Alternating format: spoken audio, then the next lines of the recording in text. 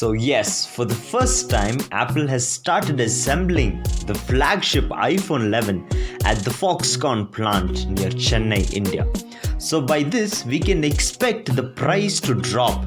So as of now, Apple has been making two models in India, which is the iPhone XR and the iPhone 7. So by going forward with the iPhone 11, I hope that Apple has planned mainly it for exporting purposes.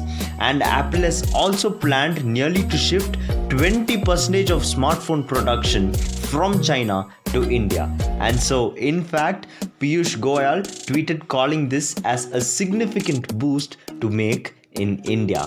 And so Apple has started focusing on India. All is well. So that's all. Thank you for watching this video and don't forget to subscribe my channel, The Good Mad King.